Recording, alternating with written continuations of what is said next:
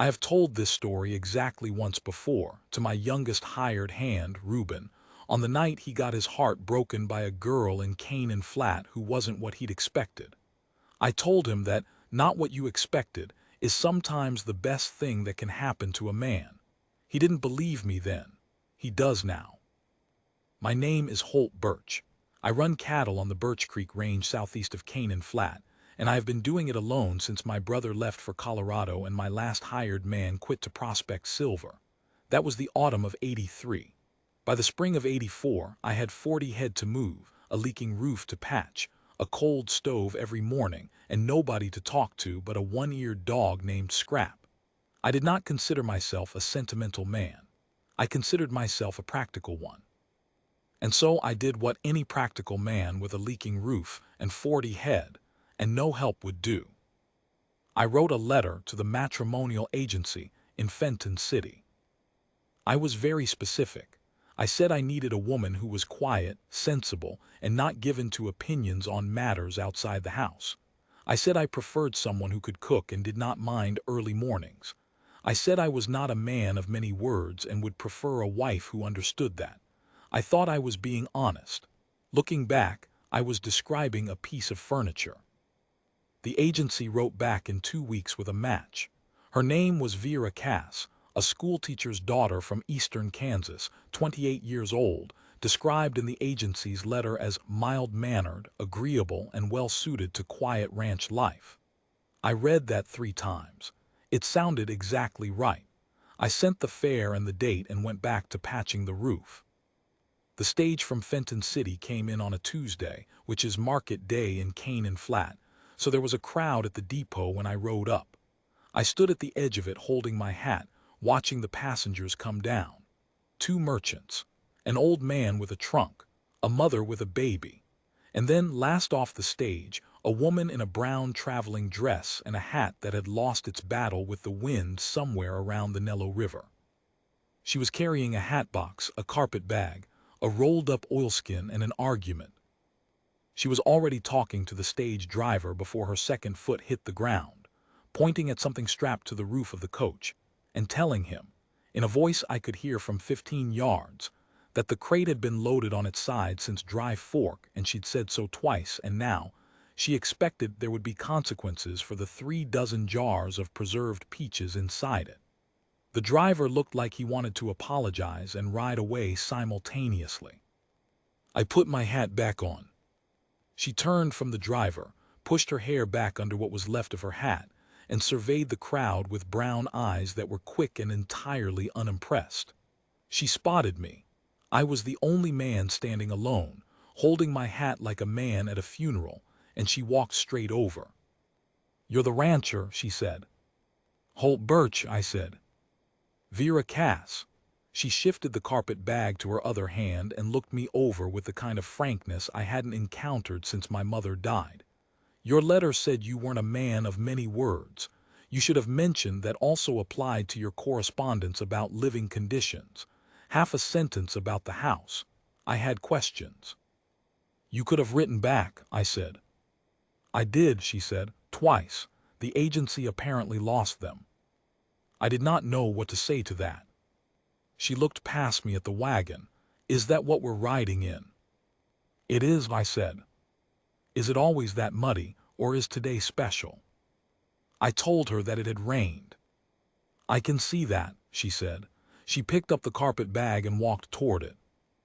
I should say here that I nearly put her right back on the return stage.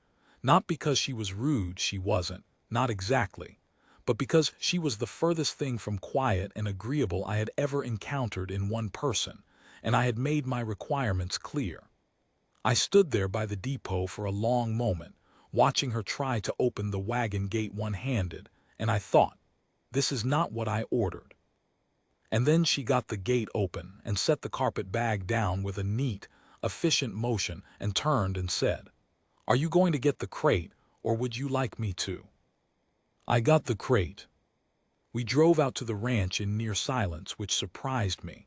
I had expected more of what I'd seen at the depot, but she sat on the wagon bench and watched the prairie go by with what I can only call careful attention, the way a person does when they are deciding something. Once she said, "That's good grass," about the bottomland south of the creek, and I said it was. That was all. She looked at the house for a long time when we pulled up. The house was not much. 2 rooms, solid enough, but I had been meaning to fix the porch board for 2 years and the window in the front room let in a draft. I watched her looking at it and I felt, for the first time in years, something I can only describe as embarrassed. "I know it needs work," I said. "I can see that," she said. Then she climbed down, picked up the carpet bag and went in. I stood in the yard wondering what I'd done. What I'd done, it turned out, was let in the first woman with any spine since my mother, and the house didn't know what to do with her any more than I did. By supper time she had found every draft, identified the structural problem with the porch, and produced from her carpet bag a small cast-iron skillet that she said traveled better than mine. She made cornbread and fried salt pork and did not ask permission for any of it. She also, over supper, told me that the section of fence along the north pasture I'd pointed out from the wagon road was going to fail before winter. "That's a running repair," I said. "It holds." "It doesn't," she said. "I grew up on a farm. That post is leaning and the next hard wind will take the whole panel." I told her I'd look at it in the morning. She said good. In the morning, the north fence panel was leaning worse than I'd admitted to myself. I fixed it before breakfast and didn't say anything about it. She didn't say anything either. But when I came in, there was coffee waiting, and she had found the good coffee grounds I kept in the back of the shelf and used those instead of the cheap ones I'd been rationing. That was how the first week went. She was right about 4 more things I didn't want her to be right about. I fixed each one in a stubborn, private silence, and she let me, which was a kind of dignity I hadn't expected from her. She asked about the cattle on the 3rd day, good questions, the kind a farmer's daughter would ask, and I answered them without meaning to, and then we were talking, really talking, the way I hadn't since my brother left, about the range and the grass and what the summer looked like. She had a view on everything, but she listened too, which I hadn't given her credit for. On the 8th night, a cold front came down off the north ridge. I woke up at 2 in the morning to the sound of it and went out to check the linta where I'd weaned a late calf. Vera was already there, lantern in hand, holding the calf against the linta wall with her coat thrown over both of them. I stood in the doorway. She was shivering, Vera said without looking up. I heard her. "You could hear the calf from the house." "I'm a light sleeper." She looked up then. Her hair was loose and there was hay on her shoulder, and she looked at me with those quick brown eyes in the lantern light. "She'll be all right if we keep her warm another hour." We stayed with the calf for 2 hours, taking turns with the coat, and the wind banged at the linta boards and Vera told me about her father's farm and the winter of '79 when they lost 6 of their 7 hogs to cold, and how he'd said that was the winter that showed him who he was. I told her about the summer I lost 12 head to fever, and how I'd thought about selling the ranch, and how in the end I just fixed the water trough instead, because that was what there was to fix. She listened to all of it.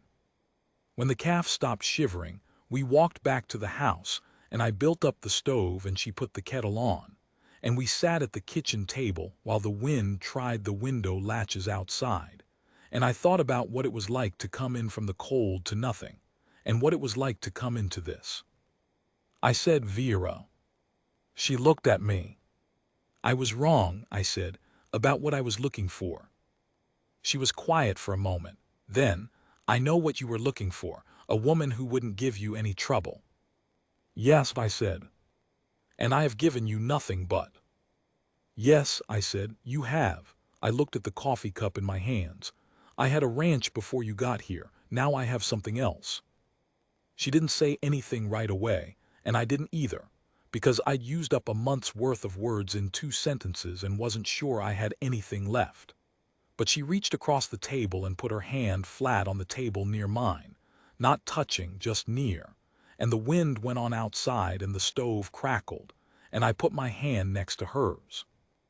We were married the following Saturday in Canaan Flat before a judge, in the same brown dress she'd worn off the stage, because her good dress was still packed and she said she wasn't going to unpack it for a ceremony that short.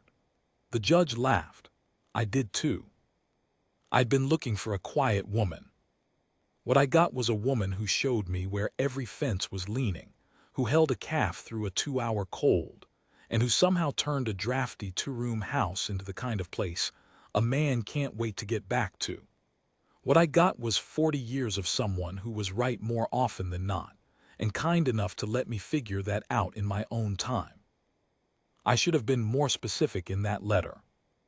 I am very glad I wasn't.